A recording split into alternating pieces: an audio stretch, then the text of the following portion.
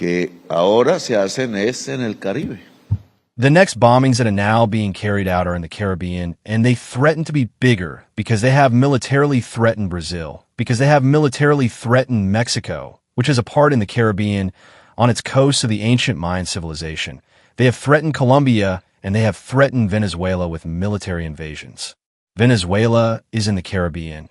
It is the place where Simon Bolivar was born.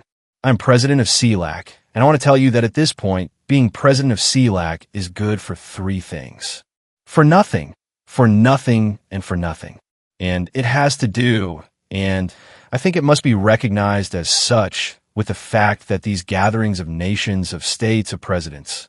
It is called Copa Lunis. Others are called the United Nations, the Assembly, where we speak really to isolate Netanyahu from his genocidal idea. But in the end, it was two women accompanied by others who triggered the most forceful act, which was to go to Gaza. Not to talk about Gaza, but to go to Gaza. Other parts of the world, including Nigeria and Africa, are already under threat. This reflects a world in which old forms of power, rooted in oil, gas, and coal, are beginning to dissolve. Why is this happening? Because humanity wants to survive. Science has made it clear, as I stated at the United Nations. If we want life to continue on this planet, we must curb the consumption of oil, gas, and coal. Nothing more, nothing less. The evidence is all around us. In the Caribbean, sea levels are rising. Hurricanes are growing stronger because the ocean, absorbing more heat, acts like a pressure cooker, storing energy until it bursts. The same one who fires the missiles and is firing the missiles not because of drug trafficking, not because of terrorism, they call the Palestinians terrorists. Now, they call the Caribbean people narco-terrorists. It is not because of that.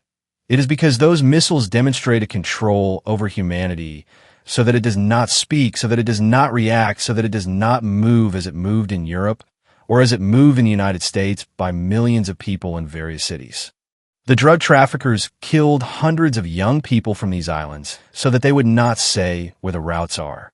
They were boat pilots because they knew the Caribbean Sea, like the Caribs of old. And if the drug traffickers did not kill them, then the United States captured them at a time when they did not kill those who were in the boats. Now also, what is the difference between a drug trafficker who kills a young man from San Andrés so that he does not say where the route is and a government that kills a young man from San Andrés for the same thing? Is there no difference between the killers? I have told Trump, brother, you are hanging out with the drug traffickers. You even pardon them.